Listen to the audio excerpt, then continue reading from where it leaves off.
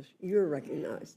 Thank you, Madam Chair. And I don't know whether to say, buenos dias, good night. We don't really have a word in either Spanish or English when you start at 1 a.m. and when you finally start asking questions at 4 a.m.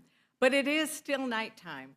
And Americans, some of them looking, we have 150 people outside standing in the rain asking us to do the right thing. I want to do a shout out to them. But Americans might have just woken up and they don't know what's happening.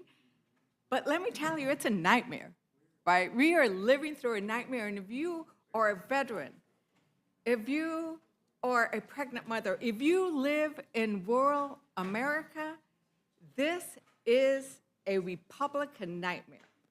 Because this bill that they are going to be pushing through in the dead of night is the biggest transfer of wealth from the poor, working families and middle class to the wealthiest, right? And CBO put it out.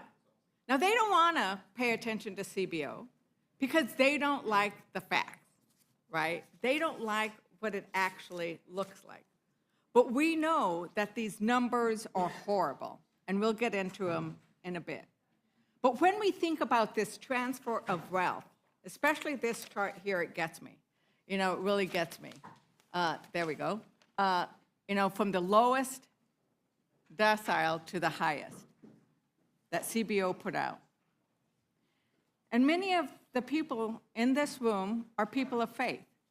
And they might have heard when John the Baptist actually said that if you have 2 tunics, you should give one away. And if you have wealth, you should help feed the hungry. What we are seeing here today with the Republican bill is the actual opposite. Republicans are taking from the poor and giving to the rich so they can buy more tunics. The wealthy don't need any more money to buy any more yachts. But when you take away that $6 a day that the poor and the working poor are receiving to put food on their table, you are taking away from the poor to give to the wealthy, the exact opposite of what John the Baptist told us what we should do.